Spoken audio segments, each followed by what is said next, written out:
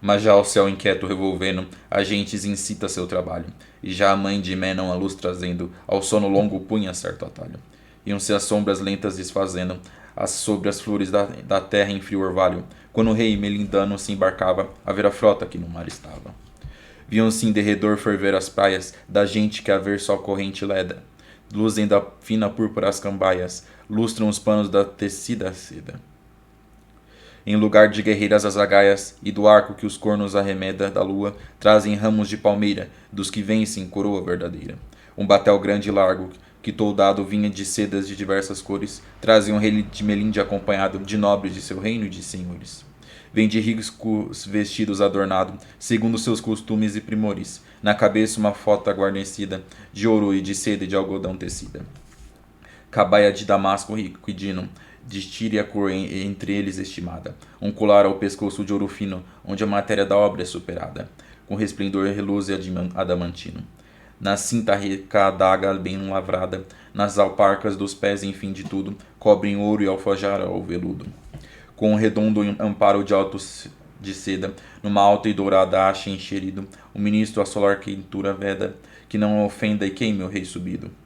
Música traz na proa estranha e leda, de som áspero, horroríssimo ao ouvido, de trombetas arcadas em redonho, que sem concerto fazem surdo estrondo. Não menos guarnecido o lusitano, nos seus batéis da frota se partia, ao receber no mar o melindano, com lustrosa e honrada companhia. Vestido gama vem ao modo hispano, mas de francesa era a roupa que vestia, de cetim da Adriática Veneza, carmesi, que é a cor que a gente tão preza. De botões de ouro as mangas vêm tomadas, onde o sol reluzindo a vista cega, as calças soldadescas recamadas, do metal que a fortuna tantos nega, e com pontas do mesmo delicados, os golpes de gibão junta e a chega, o itálico modo a orar a espada, a pruma no gorro um pouco declinada. Nos de sua companhia se mostrava da tinta, que já da muriça excelente, a cor varia a cor que os olhos alegrava, e a maneira do trajo diferente. Tal formoso esmalte se denotava dos vestidos olhados juntamente, qual parece o arco rutilante da bela ninfa, filha de tal mante. Sonorosas trombetas incitavam, os ânimos alegres ressoando, dos mouros os batéis o mar coalhavam, os todos pelas águas arrojando. As bombardas horroríssimas bravavam, com as nuvens de fumo o sol tomando. Amiúdam-se os brados acendidos, tampam as mãos os mouros e os ouvidos.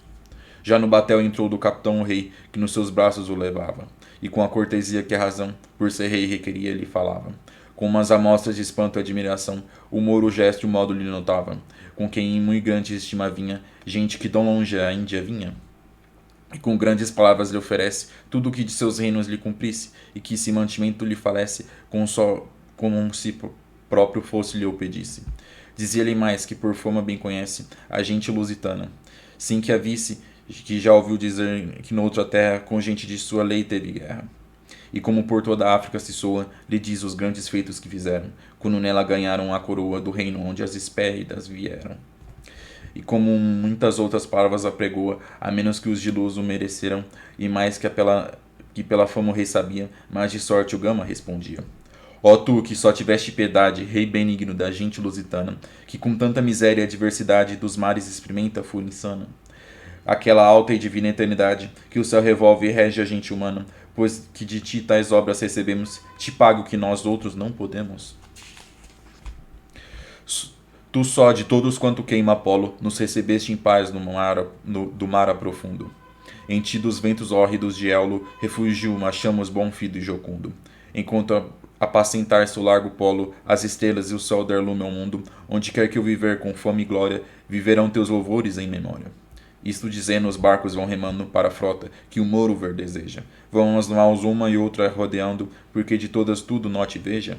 Mas para o véu céu vulcano fuzilando, a frota com as bombardas o festeja, e as trombetas canoras lhe tangiam, com os anafes os muros respondiam.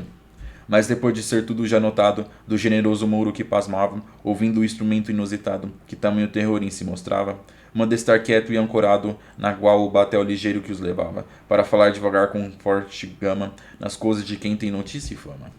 Em práticas o mouro diferente se deleitava, perguntando agora pelas guerras famosas excelentes, com os povos havidas que má fama adora. Agora lhe pergunta pelas gentes de toda espécie a última onde mora. Agora pelos povos seus vizinhos, agora pelos seus úmidos caminhos. Mas antes, valeroso capitão, nos conta, lhe dizia, diligente da terra tua o clima e região onde o mundo onde morais distintamente, e se assim de vossa antiga geração, e o princípio do reino tão potente, com o sucesso das guerras do começo, que sem sabê-las eis que são de preço. E assim também nos conta dos rodeios longos em que te traz o mar irado, vendo os costumes bárbaros alheios que a nossa África ruda tem criado. Conta que agora tem com vossos auros freios os cavalos carro machetado do novo sol, da fria aurora trazem, e o vento dorme e o mar as ondas jazem. E não menos com o tempo se parece que o desejo de ouvir-te que contares, que quem há que por fama não conhece as obras portuguesas singulares?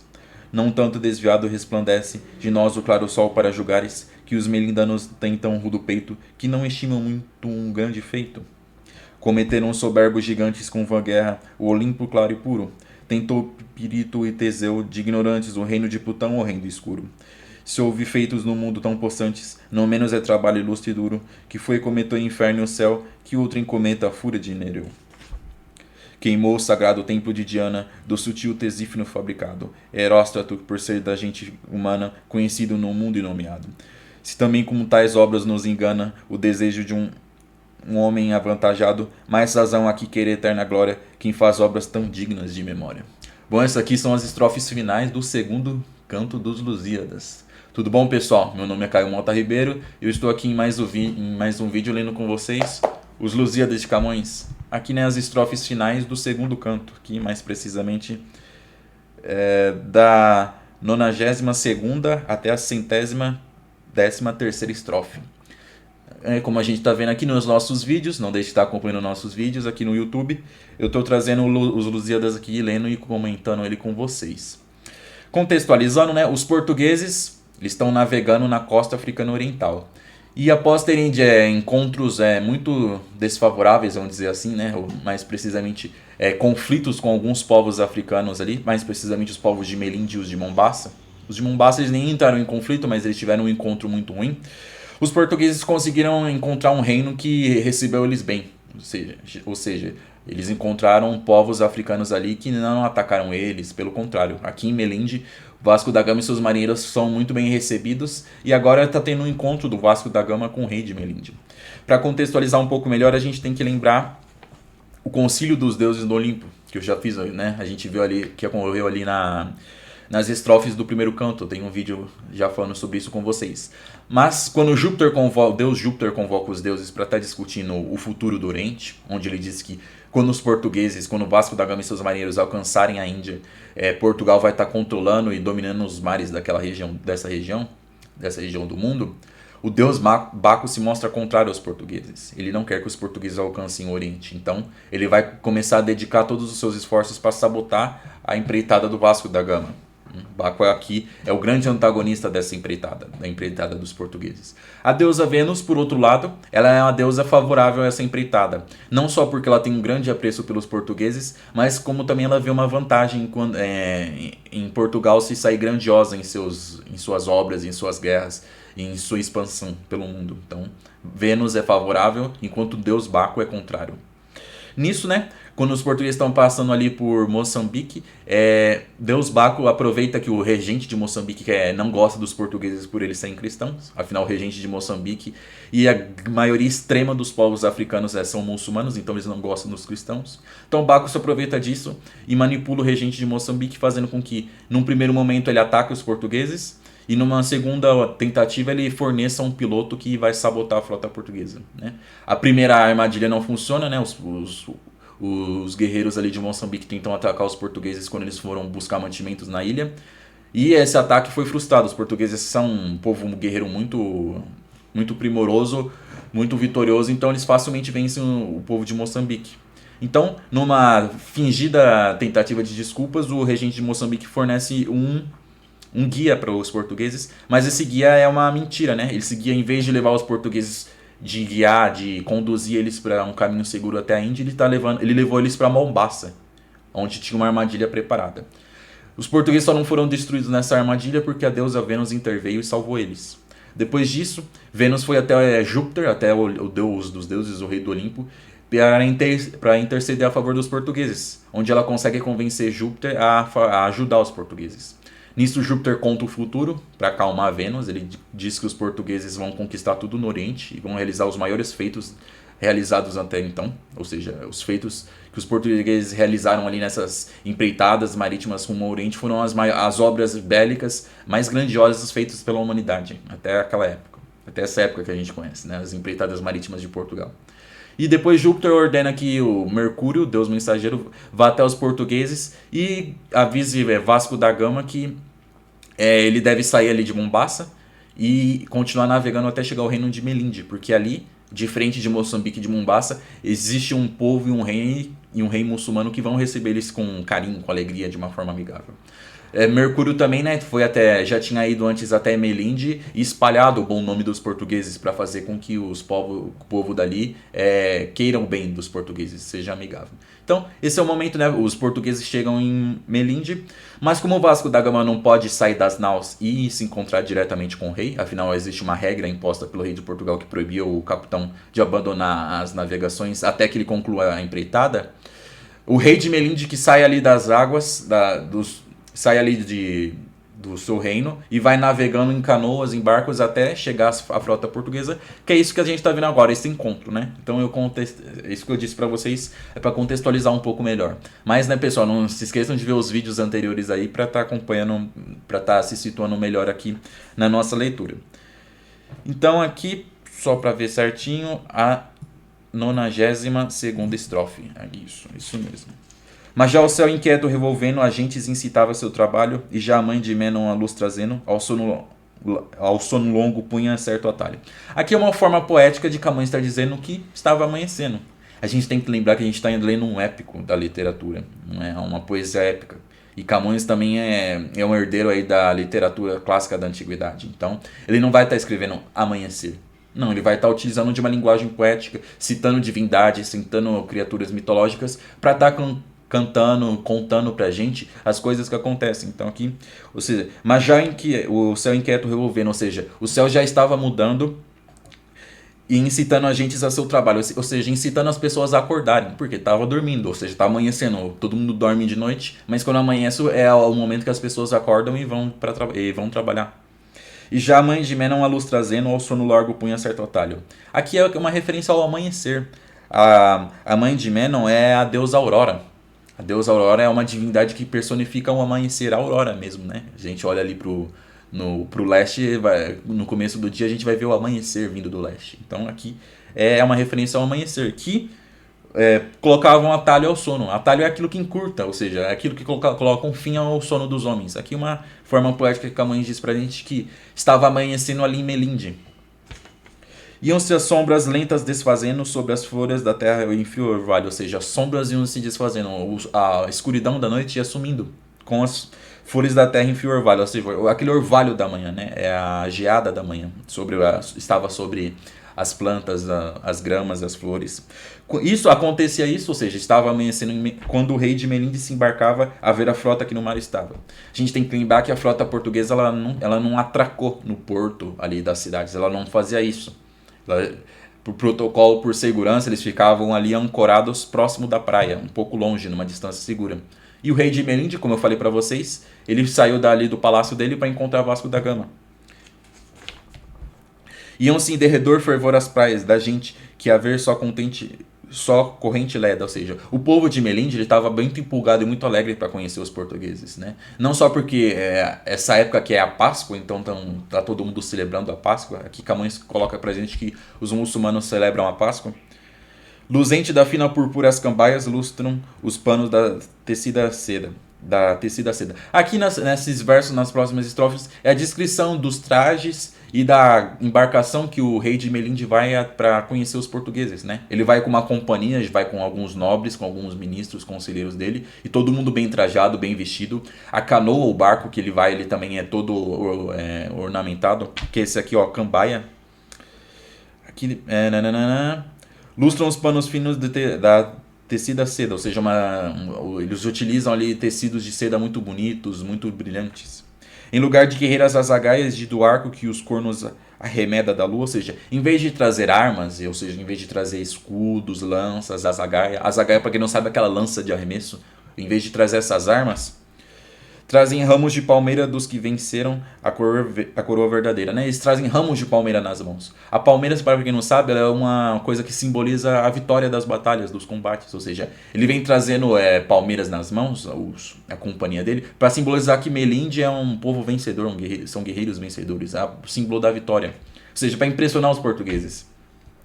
Um batel grande e largo que toldado vinha de sedas de diversas cores. Traz o rei de Melinde acompanhado de nobres de seu reino e de senhores. O rei de Melinde estão acompanhados de nobres, de senhores, de pessoas importantes de seu reino. Vai até os portugueses num barco, numa canoa, num bote aqui, né? Batel grande e largo. Ele é muito grande, maior que um batel comum, maior que uma canoa comum. E que ele estava todo adornado, todo enfeitado. Aqui, ó, vinha de sedas de diversas cores, ou seja, todo colorido, para impressionar. Devia ser uma embarcação assim somente para ocasiões importantes que ele utilizava. Vem de ricos vestidos adornados, segundo seus costumes e primores. Ou seja, eles vêm com roupas elegantes, que eram características daqueles povos árabes, africanos, muçulmanos. Ali que Melinde fica ali na costa africana, oriental africana. Na cabeça uma fota guarnecida de ouro e de seda de algodão tecido, ou seja, ele vem trazendo roupas de ouro e tecidos finos. Cabaia de damasco, rico e dino, da tire a cor entre eles estimada, ou seja, cabaia é um tipo de seda, é uma roupa utilizada por muçulmanos, é uma roupa de seda, e aqui ele fala até a cor, né? Tire a cor. Tire é uma região, que era feita, extraída, preparada da cor vermelha. Então ele vem assim, trajando uma cor de seda vermelha. Ele vem uma seda vermelha, entre eles muito estimado. Assim Camões coloca pra gente aqui nesses versos, e a gente vai ver que também Vasco da Gama vai se encontrar no meio do caminho com o regente de Melinde. Ele também vai estar utilizando o vermelho, que para eles que era uma cor muito estimada entre os muçulmanos. Então aqui ele vai trajando o vermelho, o rei de Melinde. Um colar ao pescoço de ouro fino, onde matéria da obra é superada. Ou seja, um colar de ouro, que era a confecção desse colar, ele era tão bem feito que o valor do colar era superior ao valor do ouro. Ou seja, era feito por um artesão muito talentoso, que fez uma obra de arte assim, muito, muito valiosa. Com resplendor luzente adamantino, ou seja, era brilhante, reluzia como se fosse um diamante, adamantino, bem de diamante, ou seja, esse colar de ouro brilhava muito como se fosse como um diamante. Na cinca rica adaga vem lavrada, ou seja, na cintura o rei de Melinde trazia uma adaga, ou seja, para simbolizar que ele era um guerreiro, que ele é um nobre, é um símbolo masculino trazer uma arma. Nas alparcas dos pés, ou seja, nos chinelos, né, nas sandálias dele.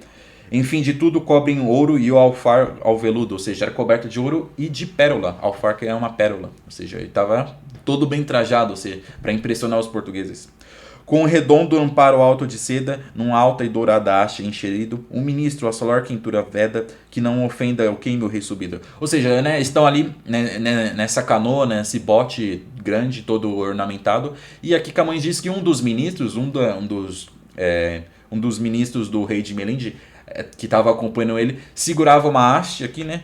Um redondo amparo alto de seda, numa alta e dourada haste enxerida. Ou seja, ele vinha trazendo um guarda-sol dourado, de ouro, feito de ouro. Para quê? Assolar queimadura veda, ou seja, para vedar a queimadura do sol e impedir que não ofenda e queime o rei subido. Ou seja, um guarda-sol para proteger o rei dele, o rei de Melinde do sol, né?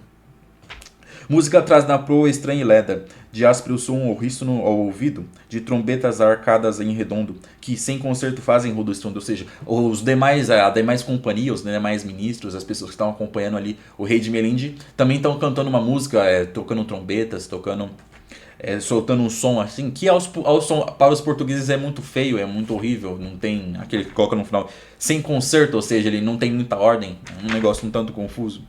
Não menos guarnecido lusitano nos seus batéis da frota se partia, ao receber no mar o melindano, com lustrosa e honrada companhia, não é horrenda, é honrada. Ou seja, aqui Camões dizendo que Vasco da Gama não ficou ali esperando nas embarcações portuguesas. Ele subiu num bote, estando acompanhado de alguns marinheiros, alguns nobres. Lembrando, Vasco da Gama era acompanhado não só de guerreiros e marinheiros comuns, mas alguns nobres acompanhavam ele, oficiais da marinha portuguesa também. Então ele parte com esse povo para ir encontrar o rei de Melinde no meio do caminho. Que isso é uma forma educada, honrosa de estar recebendo ele. Vestido Gama vem ao modo hispano, mas a francesa era a roupa que vestia aqui. Agora a gente vai ver a descrição da roupa do Vasco da Gama e dos portugueses que estão acompanhando ele. De cetim da Adriática Veneza, carmesi, a cor que a gente é tudo preza. Ou seja, ele também vem vestido de vermelho, que é uma cor que os muçulmanos têm preso, têm valor. Ou seja, para agradar o rei de Merinde, que ele é muçulmano, o Vasco da Gama se veste de vermelho. De botões de ouro as mangas vêm tomadas, onde o sol reluzindo a vista cega. Ou seja, os botões da manga da roupa do Vasco da Gama eram de ouro, e ele era tão brilhante que cegava, quando o sol batia, conseguia cegar alguém. As calças soldadescas recamadas do metal que a fortuna tantos nega. Ou seja, ele vinha com uma calça militar, mas que também era feita do metal que a fortuna nega a tantos nega. A fortuna, para quem não sabe, é a divindade que personifica a sorte. Tanto a má sorte como a boa sorte. Também você já deve ter ouvido o termo afortunado e o termo desafortunado, ou seja, pessoa que não é bem quisto que é bem quisto pela fortuna, e o desafortunado é quem é desprezado por ela, ou seja, quem tem sorte, quem tem azar. Ou seja, as calças do Vasco da Gama eram também feitas do metal que a fortuna nega a muitos, ou seja, que a sorte dá a poucos, que é o ouro. É o metal que poucos têm, é um metal valioso que todo mundo quer, mas que nem todo mundo consegue. Ou seja, aqui é uma forma poética de Camões dizer que Camões trajava calças feitas de ouro, ou seja, devia ter fios de ouro ali que teceram essa calça dele.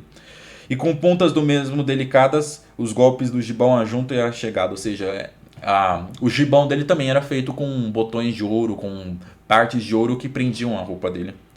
O itálico modo áurea espada, ou seja, tinha uma espada dourada, uma espada italiana feita de ouro, ou seja, o Vasco da Gama todo dourado e de vermelho ali para receber o rei de Merinde. Pluma na gorra, um pouco declinada, ou seja, no gorro dele tinha uma pluma assim. Nos de sua companhia se mostrava da tinta, que da murice excelente varia a cor e que os olhos alegra, ou seja, que os portugueses vinham com cores variadas e que chamavam muito a atenção, saltavam os olhos. E a maneira do traje diferente, todos se trajam de forma diferente, que é a descrição dos portugueses que acompanham o Vasco da Gama. Tal formoso esmalte se denota dos vestidos olhados juntamente. Ou seja, eles estão todos ali.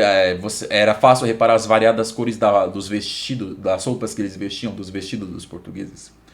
Qual parece ao arco rutilante da bela ninfa, filha de Talmante. Ou seja, eles estavam todos coloridos, semelhante às cores do arco da filha de Talmante, da bela ninfa que é filha de Talmante. Quem é a bela ninfa, filha de Talmante? É Íris. É a ninfa Íris. Tanto que daí vem o nome arco-íris. É por causa disso. O arco dela, que ela produz, que ela cria, é todo colorido, tem várias cores. Então aqui é uma forma poética, né, de dizer que os portugueses que acompanhavam o Vasco da Gama estavam todos coloridos. Parecia o arco-íris ali, de tantas cores. Sonorosas trombetas incitavam os ânimos alegres ressoantes, ou seja, né, os portugueses acompanhavam o Vasco da Gama, sopravam cornetas para estar recebendo o rei de Merinde. Dos muros batéis o mar coalhavam os todos pela água arrojando, ou seja, enquanto os muçulmanos iam, o mar chacoalhava ali, balançava a embarcação. Tanto que parte da água batia nos todos dessa embarcação do rei de Merinde. As bombardas horrorissonoras bramavam, com as nuvens de fumo ao sol tomando. Ou seja, a gente imagina ali que os portugueses que estão na embarcação, que estão nas naus ali na capitania, nas outras navegações, eles atiram com as bombardas para cima, para saudar, bum, bum, imagina assim o resplendor dos canhões ressoando. E né, quando o canhão dispara, assim, né, os portugueses disparam o canhão, a pólvora sobe para cima e toma o ar, ou seja, o ar ficava todo escuro, conforme os portugueses disparavam os canhões, saudando o rei de Merinde. Não vão pensar que eles estão atacando ele, não é nada disso. Amildam-se os brados acendidos, tapam as mãos os mouros dos ouvidos. Os mouros ficam assustados com o estrondo, né? E o barulho é muito alto, eles tampam o ouvido para não ficar surdo. Já no batel entrou do capitão rei, que nos seus braços o levava. E com ele a cortesia que a razão por ser rei querida lhe falava. Ou seja, né? Quando o Vasco da Gama se encontra com o rei de Merinde, eles se abraçam ali. Com umas amostras de espanto e admiração, o mouro, o gesto e o modo lhe notava, ou seja, admirado o rei de Moçambique que prestava atenção nos modos, na aparência, nos trajes do Vasco da Gama. Afinal, eles são africanos muçulmanos, deve ser provavelmente a primeira vez que eles veem europeus propriamente. Então, eles prestavam atenção na cor da pele, na aparência, no gesto que eles tinham, na face, né? O europeu tem uma cara bem diferente do africano, e principalmente nas roupas. O Mouro gesto, o modo lhe notava, com quem muito grande estima tinha a gente que de tão longe a Índia vinha. Ou seja, tinha um apreço muito grande por essa gente, porque, né, afinal ele ficou sabendo que eram europeus que, contornando a África, desejavam alcançar a Índia. Ou seja, ele tinha muita estima, muito apreço por quem fazia isso. E com grandes palavras lhe oferece tudo o que de seus reinos lhe cumprisse, e que se o mantimento lhe falece, com seu próprio lhe o pedisse, como se fosse próprio lhe o pedisse. Ele diz, vocês são muito bem-vindos aqui no meu reino, eu tenho muito apreço por vocês. Se vocês precisarem de qualquer mantimento aqui, né, e que se mantimento lhe falece, ou seja, se falta mantimentos para vocês, está falecido, quer dizer isso, está faltando. Como se o próprio fosse lhe pedisse, ou seja, pode pedir como se já fosse de vocês. Aqui, né, o rei de Melinde se mostrando muito generoso, muito bondoso com os portugueses. Diz-lhe mais que por fama bem conhece a gente lusitana. Sim, que a visse, que já ouviu dizer que noutra terra com gente de sua lei tivesse guerra. Ou seja, ele fala, eu conheço vocês, vocês são famosos aqui. Mesmo eu não sabendo quem são, nunca tendo visto vocês portugueses, eu conheço vocês. Por quê? Porque vocês são famosos pelas guerras que já travaram com outros povos muçulmanos. Aqui nesse, né, que noutra terra com gente de sua lei tivesse guerra, ou seja, com pessoas que seguem a lei dele, pessoas de outra terra, os portugueses tiveram guerra. Vamos ler aqui de novo. Que noutra terra com gente de sua lei. A gente tem que entender essa palavra lei. Ela aparece muitas vezes aqui nos Lusíadas. Eu já expliquei ela nos nossos vídeos anteriores para você. Lei aqui significa religião, ou seja, religião. Por exemplo, quando a gente estava lendo o encontro do regente de Moçambique com Vasco da Gama, ele perguntou, eu quero ver o livro da lei de vocês, eu quero ver os livros da sua religião. Ou seja, aqui o rei de Melinde ele diz que já conhece os portugueses porque eles são famosos ao lutarem com muçulmanos de outras terras, ou seja, com as pessoas que seguem a minha lei e que habitam outras terras, quer dizer isso.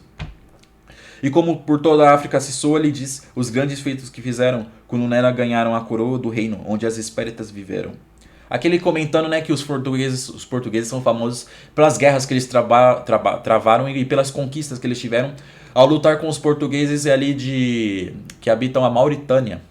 Ou seja, a Mauritânia era um reino, era uma província, mais precisamente, ali no norte da África. Tanto que o termo mouro, a princípio, vem disso. Os mouros são os mauritanos, que eram um reino dali. Depois o termo mouro se estendeu aos todos os muçulmanos do norte da África e porventura aos muçulmanos em geral. Mas aqui, né, é o rei de Melinde falando que os portugueses são muito famosos e bem reconhecidos por seus feitos, né?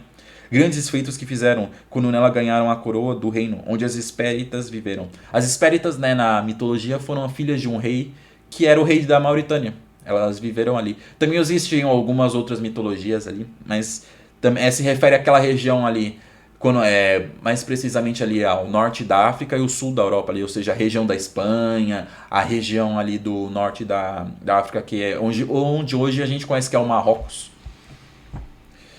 E com muitas palavras apregou o menos que os de Luso mereceram, e mais que pela fama o rei sabia, mas desta sorte o Gama respondia. Aqui, né? E com muitas palavras apegou o menos que os de Luso mereciam. Ou seja, ele fala as palavras que os portugueses merecem ouvir. Aqui, né, os de Luso, aqueles que descendem de Luso. Aqui, né, um outro nome que a gente já viu algumas vezes, vai ver várias vezes ao longo da nossa leitura aqui, que é Luso. Luso foi um personagem que na mitologia é dito que ele foi um primeiro grande conquistador daquela região ali, da região onde fica a Portugal. Tanto que ele conquistou aquela região e ele batizou ela com seu nome. Ele nominou ela como Lusitânia. Essa é a mitologia, né? Lusitânia recebe esse nome por causa, né, Os de Luso, a mitologia dessa região. Então, mas para se referir aos de Luso é uma referência aos portugueses, que a gente vai ver ao longo da obra. Quando a gente vê o termo Os de Luso é uma referência aos portugueses. Ou seja, aqui, palavras muitos apregou, ou seja, o rei de Melinde disse palavras muito grandiosas, elogiou os portugueses por serem um povo muito grandioso, um povo merecedor de tais elogios. E mais que pela fama o rei sabia, ou seja, eles são famosos, né, conhecidos pelo rei.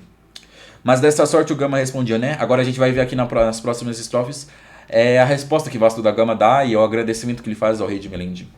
Ó tu, que só tiveste piedade, rei benigno, da gente lusitana, que com tanta miséria e adversidade dos mares experimenta a fúria insana. Ou seja, está dizendo, nossa, ó rei Vasco da Gama, rei de Melinde, você é um rei muito bondoso, um monarca muito bom, muito generoso, muito gentil, por estar nos recebendo. Nós portugueses, né, ele fala assim, da gente lusitana, nós portugueses, que sofremos tanto nessa viagem aqui, né, que com tanta miséria e adversidade, ou seja, sofrendo tanto, com tanta adversidade, sofrendo a miséria, Dos mares experimenta a fúria insana, ou seja, nós sofremos aqui, experimentamos, estivemos vivendo a fúria dos mares. Que a gente bem vai ver ao longo aqui da nossa leitura, nos próximos cantos daqui dos Lusíadas, que Vasco da Gama vai estar narrando a viagem. Como eu bem disse para vocês, a gente viu ali no primeiro canto e no segundo, Camões não começa narrando a empreitada aqui do Vasco da Gama desde a partida dele ali de Lisboa, de Portugal. Ele não fala, saindo de Lisboa os portugueses contornaram a costa africana e foram até chegar nos reinos da Índia. Não. Camões começa a narrar, principalmente a gente viu ali na estrofe 19 do primeiro canto, que ele já narra quando os portugueses estão navegando pela costa africana oriental. Então mais pra frente na obra a gente vai ver o que aconteceu antes dessa parte, ou seja, o que aconteceu do começo para metade da empreitada do Vasco da Gama, e também os motivos que levaram os reis portugueses a querer se lançar nos mares, a querer desbravar o mundo, desbravar os oceanos, né? Que com tanta miséria e adversidade dos mares experimenta. Aquele comentando os sofrimentos que eles sofreram até então, e que o rei de Melinde, por ser tão bondoso, está recebendo eles. Aquela alta e divina eternidade com que o céu revolve e rege a gente humana, ou seja, está aqui mencionando Deus. Que Deus, aquele que o céu revolve a gente humana e rege a gente humana, ou seja, está falando que é uma forma poética de se referir a Deus. Pois que de ti tais obras recebemos, te pague o que nós outros não podemos. Ou seja, aqui é uma forma muito bela, muito poética que Camões utiliza para dizer que Vasco da Gama agradece por estar sendo bem recebido. Ele falou, que Deus te pague o que eu não posso. Todo mundo já viu aquele termo, né? Que Deus te pague, ou seja, eu não posso te pagar, mas que Deus vai te pagar, que Deus te abençoe. Aqui é uma forma poética de dizer isso. Porque nesse momento os portugueses eles não têm muitos presentes, nenhum grande tesouro para estar fornecendo, para estar pagando, para estar fornecendo para o rei de Melinde por estar sendo tão generoso. Ele fala, eu não posso te pagar, mas que Deus, se Deus quiser, você vai receber algo que você merece por ser tão generoso. Tu só, de todos quanto queima Apolo, nos recebe em paz do mar profundo. Ou seja, você é o único africano que até agora nos recebeu amigavelmente. Esse tema aqui, ó. De todos quanto queima Apolo. Na mitologia é dito que os africanos eles têm a pele escura porque eles foram queimados pelo deus Apolo. Por isso que eles têm a pele escura, quer dizer, uma pele queimada. Algumas, né? Quando a gente estava lendo algumas estrofes anteriores, Camões utilizou da mitologia para dizer o conto de Faeton. Faeton foi um personagem da mitologia que ele roubou o carro de Apolo. O deus Apolo ele percorre os céus em seu carro de fogo. Essa é a explicação porque o sol, quando a gente olha para cima assim, a gente vê o sol percorrendo, ele nasce no leste e se põe no oeste. A mitologia dizia que era o deus Apolo correndo em seu carro de fogo. É dito que esse tal de Faeton ele roubou esse carro e não conseguindo conduzir ele bateu o carro na África. E é por isso que a região da África é tão quente e é por isso que os povos africanos são negros, são escuros. Porque é dito que eles ficaram queimados quando o Faeton atingiu. Também é dito que é porque Apolo queimou aquela região. Então, aqui uma forma poética mitológica de Camões se referir aos muçulmanos, aos africanos, né? Que ele diz, você, rei de Melinde, é o único africano que nos recebeu bem, né, durante essa empreitada. Ou seja, conforme a gente foi percorrendo os mares, os povos africanos nos receberam muito mal, eles nos atacaram, eles tentaram nos destruir. Em ti dos ventos hórridos de Olo, refúgio achamos o bom e fido e jocundo. Ou seja, conforme nós fomos percorrendo os ventos, Eolo que é uma divindade que representa, ele é o senhor dos ventos, ele é o deus dos ventos. Ou seja, os ventos de Olo, ao percorrer e enfrentar os ventos de Olo, somente aqui fomos encontrar refúgio. Refúgio é um local, é onde você vai se refugiar, onde você vai encontrar um local seguro para você ficar. É um elogio que Camões faz ao rei de Melinde por ele ser tão bondoso e estar recebendo os portugueses. Enquanto apacentar o largo polo, as estrelas e o sol der lume no mundo, ou seja, enquanto as estrelas iluminarem os polos, a gente tem que lembrar que o polo, principalmente ali o polo, né, o polo norte, ali a região polar, ela é majoritariamente noturna, né, quase não tem dia naquela região. Então é uma forma de dizer, enquanto as estrelas estiverem sempre iluminando os polos e o sol der lume ao mundo, lume é luz, ou seja, enquanto o sol iluminar o mundo, eu, Vasco da Gama, onde quer que eu viver, com fome e glória viverão teus louvores em memória. Ou seja, ele agradece, né? Falou, enquanto eu estiver vivo, eu, Vasco da Gama, eu sempre vou te louvar, rei de Melinde, porque você é uma pessoa muito bondosa, você me recebeu aqui, os marinheiros, de uma forma muito gentil e está acolhendo a gente. Viverão teus louvores em memória, ou seja, eu sempre vou estar louvando a sua memória, o seu nome. Isto dizendo, os barcos vêm remando para a frota que o Moro Ver deseja. Ou seja, após receber o rei de Melinde ali no meio do caminho, Vasco da Gama, junto com seus marinheiros, leva o rei de Melinde e os demais muçulmanos para dentro da embarcação. Para conhecer. Primeiro eles vão conhecer, a gente vai ver aí que ele circunda as naus, porque ele quer ver. Vão as naus uma e uma rodeando, porque de todas tudo note e veja. Ele queria conhecer essas grandes embarcações, né? As naus portuguesas se não forem as maiores do Oriente, do Ocidente eram as maiores do mundo, provavelmente. Mas para o céu vulcano fuzilando, a frota com as bombardas o festeja. Né? O céu vulcano fuzilando. O Vulcano é o deus semelhante ao deus Hefesto, que é a divindade dos ferreiros, é o deus dos artesãos, é o deus do fogo também. Ou seja, aqui a gente vê isso algumas vezes na obra, que os canhões, as bombardas, são as armas de Vulcano, os de Vulcano. Então, o que quer dizer aqui nesses versos que a gente leu? Que os portugueses continuavam disparando os canhões para festejar a chegada do regente quando o rei de Melinde, ele entra nas embarcações, eles disparam mais uma vez os canhões para celebrar a chegada dele. E com as trombetas canalhas de tangiam, com os anafes os moros respondiam. Assim, os portugueses também tocavam trombetas quando o regente de Moçambique, regente de Melinde, estou confundindo, regente de Melinde subiu na embarcação. E os muçulmanos que estão acompanhando eles sopram as anafes. Anafes eram trombetas que eles tinham, é um tipo de trombeta. Mas depois de ser tudo já notado, do generoso moro que pasmava, ouvindo os instrumentos inusitados, que tamanho terror em si mostrava, manda estar quieto e ancorado, na qual o batel ligeiro que os levava. Ou seja, depois de ter visto tudo aquilo, fica tudo em silêncio para que eles pudessem conversar, né? Mandava estar quieto e ancorado na água o batel ligeiro que os levava, né? O rei de Melinde sobe ali na embarcação e manda que o barco que ele estava vindo fica ali ao lado da embarcação, porque agora ele vai estar ali em cima. Por falar devagar com forte gama nas coisas de quem tem notícia e fome. Agora ele quer conversar, ou seja, fique em silêncio para todo mundo, parem de disparar os canhões e de tocar essas trombetas, porque agora eu quero conversar aqui com o Vasco da Gama. Em práticas, o Moro de frente se deleitava, perguntando agora pelas guerras famosas e excelentes, com povos ávidas que uma foma adora. Ou seja, o que ele está perguntando aqui? Ele quer que o Vasco da Gama conte mais sobre Portugal, sobre o reino português e principalmente sobre as guerras que Portugal travou. Aqui, né? Se deleita perguntando agora pelas guerras famosas e excelentes, ou seja, pelos grandes conflitos que os portugueses com povoavitas, ou seja, que houveram contra os povos que Mafoma adora, que adoram uma foma. Aqui é uma forma de se referir ao Maomé, que é o profeta do Islã. Ou seja, está perguntando, eu quero que você me conte, Vasco da Gama, rei de Melinde, sobre as batalhas que vocês já travaram com os povos da minha religião, com os muçulmanos de outros locais do mundo. Agora ele pergunta pelas gentes de toda Espéria última e onde mora, ou seja, quer saber de onde você vem. Me conte como são os povos da região de você vem, que é a região ali da Espanha. Agora pelos povos seus vizinhos, agora pelos úmidos caminhos, ou seja, quer saber sobre os povos cristãos e os muçulmanos que são vizinhos de Portugal, e também pelo caminho que eles tomaram, né? Porque é um feito muito impressionante, é o maior feito humano até então, essa viagem que o Vasco da Gama realizou ao sair da Europa e contornar a África para chegar ao Oriente. Ou seja, o rei de Moçambique quer saber de tudo. Mas antes, valeroso capitão nos conta, ele dizia, diligente da terra tua, o clima e região do mundo onde morais distintamente. Ou seja, me conte sobre de onde você veio, a região, como é a região de onde que você habita. Antes de tudo, ou seja, ele pede para que Vasco da Gama comece o seu relato dizendo como é a região da Europa, do mundo onde morais distintamente, ou seja, de onde vocês vêm.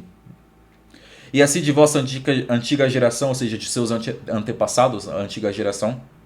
E o princípio do reino tão potente, ou seja, me fale quem são os seus antepassados. E sobre o reino potente de onde vocês vêm, o poderoso reino de Portugal. Ele quer saber mais sobre o reino de Portugal.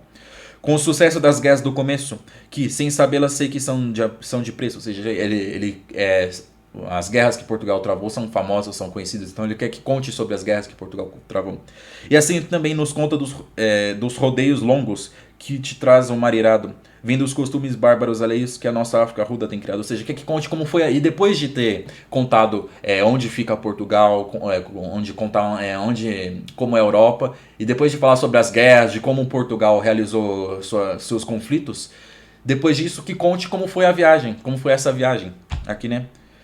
Sem rodeios longos, em que te traz o mar irado, ou seja, como o mar irado te trouxe até aqui e por que vocês estão fazendo essa viagem?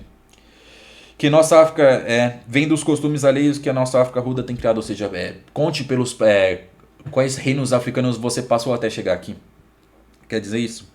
Conta que a hora agora vem com áureos afreios os cavalos que o carro marchetado do sol novo. Ou seja, me conte tudo isso que eu quero saber porque está amanhecendo. Aproveite que está amanhecendo que a gente vai passar o dia inteiro aqui conversando. Ou seja, eu quero passar o dia inteiro ouvindo você contar os grandes feitos do seu povo, contar a história de Portugal. O que quer dizer isso? Ó? Os cavalos que o sol marchetado do sol novo. Como eu disse para você, na mitologia é dito que o sol é o deus Apolo, o deus Febo. E ele percorre o céu, esse percurso que o Sol faz nascendo no leste e indo até o oeste, é o percurso do Apolo percorrendo o céu com o seu carro de fogo. Então, né, aproveite que o Sol está nascendo. Aqui, mais uma vez, uma forma poética de Camões dizer alguma coisa. Ele não vai falar, aproveite que está amanhecendo. Não, aproveite que o Sol, que Apolo está percorrendo, vai começar a percorrer o dia com o seu carro de fogo. Ou seja, ele, aqui, né? Ele vem com o seu áureos freios dos cavalos que o carro marchetado do sol novo da fria aurora traz. Ou seja, ele vem trazendo o dia lá da aurora. Ou seja, está amanhecendo. Uma forma poética de dizer que está amanhecendo. O vento dorme e o mar as ondas jazem. Ou seja, está aqui uma forma de dizer que aproveite que o mar está tranquilo e que os ventos estão dormindo. Ou seja, não tem nenhuma tempestade para que eles possam estar ali nas embarcações portuguesas. O Vasco da Gama esteja contando os feitos de Portugal, contando a história de Portugal. E não menos com o tempo você parece o desejo de ouvir-te que contares. Ou seja, ele fala, eu tenho muito apreço, eu quero saber muito o que você tem para contar. Que quem há que por fama não conhece as obras portuguesas singulares. Falou, vocês são muito famosos, são muito conhecidos por suas obras, eu quero conhecer mais sobre vocês. Me conte sobre a história do sul e do seu povo. As obras não tanto desviado resplandece de nós o claro sol. Ou seja, nós não estamos tão distantes do sol. Isso é uma forma de dizer, nós não somos ignorantes, bárbaros, brutos. Para julgares que os melindanos têm tão rudo peito que não estimam muito um grande feito. Ou seja, nós não somos povos bárbaros, não acredite que nós somos selvagens, ignorantes e que não apreciamos grandes histórias. Ou seja, nós temos apreço pelas grandes histórias. Por favor, conte a sua história pra gente. Aqui é o rei de Melinde mostrando entusiasmo, querendo que o Vasco da Gama conte a história de Portugal. Cometeram soberbos os gigantes com Van Guerra, o Olímpio claro e puro. Nessa estrofe e na próxima, nessas duas últimas estrofes aqui do segundo canto, ele argumentando que o rei de Melinde mencionando alguns feitos mitológicos muito grandiosos, falando assim, alguns ousaram realizar feitos grandiosos. Então então não é surpresa que vocês também tentem realizar grandes feitos. Por quê? Porque esse feito de sair da Europa, contornar a África e ir até a Índia, como eu bem disse, e como Camões enfatiza nos Lusíadas inteiros, é o maior feito até então. Então, considerando que no passado já se tentou realizar grandes feitos, não é de se estranhar que vocês, portugueses, também tentem realizar um feito tão grandioso como essa viagem. Então, aqui, ó. Cometeram os gigantes com guerra voa Olimpo, claro. Aqui é uma referência quando os titãs tentaram guerrear contra os deuses do Olimpo. Ou seja, os titãs ousaram desafiar os deuses. Ou seja, assim como os titãs ousaram realizar tão grandes feitos, vocês também ousam realizar este feito, essa viagem rumo à Índia. Tentou Pírito e Teseu de ignorantes o reino de Plutão, o reino escuro. Aqui é uma referência a um outro grande feito na mitologia, que quando esses dois personagens invadiram o reino de Plutão. Plutão é o semelhante ao deus Hades, é o nome romano do deus Hades. Qual é o reino de Plutão? É o inferno, é o reino do Hades, ou seja, esses dois tentaram invadir o inferno. É um feito muito absurdo esse. Se houve feitos no mundo tão possantes, não menos é trabalho ilustre e duro, quanto foi cometer o inferno e o céu, que outro encometa a fúria de Nereu. Aqui é uma referência, se alguns tentaram enfrentar o inferno, aqui é uma referência aqui ao Pirito e Teseu que entraram no inferno e o céu, e também uma referência a esses titãs que tentaram alcançar o céu. Não é de se estranhar que vocês portugueses, tentem enfrentar os mares de Nereu. Aqui, né? Cometa a fúria de Nereu, ou seja, enfrentem as fúrias de Nereu. Nereu é um dos deuses marítimos, um dos deuses dos mares. Né? Ele personifica o mar, o oceano. Então, os portugueses, considerando que alguns já tentaram entrar no inferno, invadiu o inferno e outros invadiu o céu, não é surpresa que vocês, portugueses, tentem enfrentar o mar de Nereu. Não menos é trabalho ilustre e duro, ou seja, não é de suspeitar que façam isso. Queimou o sagrado templo de Diana, o sutil tessifônio fabricado. Ou seja, aqui é uma referência a um outro feito realizado no passado. Quando esse tal aqui, ó, Tifônio foi e incendiou o templo de Diana. Né? Foi um personagem que na antiguidade realizou isso. Foi um grego que incendiou o templo de Diana só para ficar famoso. Heróstrato, por ser da gente humana, conhecido no mundo e nomeado. Aqui, né, o templo fabricado por Heróstrato, ou seja, ele está comentando que no passado algumas pessoas tentaram realizar grandes obras só para ficarem conhecidas. Aqui está mencionando feitos do passado para exaltar os feitos que os portugueses estão fazendo agora. Se também com tais obras nos engana o desejo de um nome avantajado, ou seja, se alguns tentaram realizar grandes obras para ter seu nome avantajado, ou seja, para ter seu nome conhecido, mais razão há que querer eterna glória quem faça obras tão dignas de memória. Aqui ele saudando o feito dos portugueses, falando, olha, eu quero entender como é que vocês realizaram esse feito de chegar até aqui, vocês que vieram de tão longe. Então aqui, né, pessoal, terminamos de ler o segundo canto dos Lusíadas, né, onde a gente viu aí, nessa parte final, o encontro do Vasco da Gama com o rei de Melinde, e onde o rei de Melinde, por ser tão curioso quanto os portugueses, e por louvar os feitos famosos dele, pede, me conte a história de Portugal. Que é o que vai estar acontecendo a partir do terceiro canto dos Lusíadas. Camões vai estar narrando a história de Portugal. Ele vai estar começando a cantar, descrever a Europa, mencionando as várias regiões da Europa, e depois vai mencionar a região onde fica Portugal e vai estar mencionando os feitos que aconteceram ali, os eventos que se desenrolaram ali na região da Península Hispânica, que levaram à formação do reino português, a expansão ali pela Península Ibérica e por consequência a expansão pela África, e depois o que levou os reis portugueses a se lançarem e descobrir o Oriente. Então é aí que o Camões vai estar contando a história de Portugal. Tá bom, pessoal? Aí mais uma leitura nossa aqui se encerrando. Eu vou pedir para vocês estarem curtindo e comentando o vídeo, se possível também estar compartilhando esse vídeo aí nas redes sociais de vocês.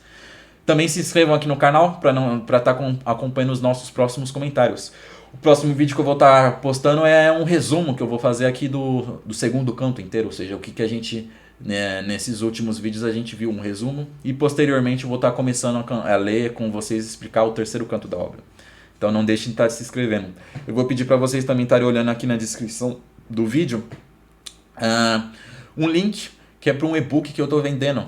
É um e-book aqui que é a obra dos Lusíadas digital, mas toda comentada. Todos os versos, as estrofes todas bem explicadinhas, tudo comentado para facilitar a leitura de vocês.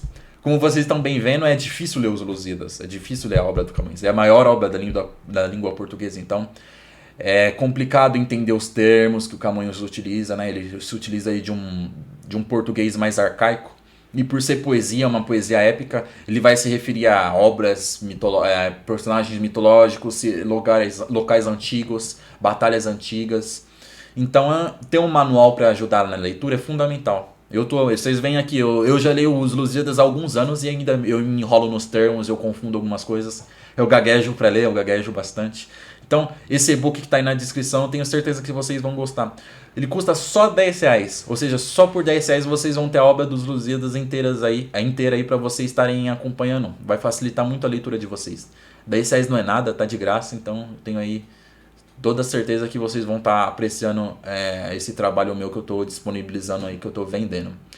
Eu estou gravando esse vídeo aqui na metade de abril de 2026, eu não sei quando vocês vão estar vendo esse vídeo, mas nesse momento já estão disponíveis os 2 primeiros cantos dos Lusíadas, todo comentado nesse e-book. Mas vocês, né, eu pretendo aí ao longo do tempo estar atualizando. Se eu não me engano, na próxima semana eu já coloco aí o terceiro canto todo comentado, mas por R$10 vocês vão ter todos os 10 cantos, as mais de 1000 estrofes dos Lusíadas completinhas comentadas para vocês, para estar ajudando vocês aí na leitura dessa que é a maior obra da língua portuguesa. Tá bom, pessoal? Eu agradeço muito aí a audiência de vocês. Então, não deixem aí de estar se inscrevendo e acompanhando os próximos vídeos. Eu sou Caio Mota Ribeiro e desejo um forte abraço para vocês. Fiquem com Deus.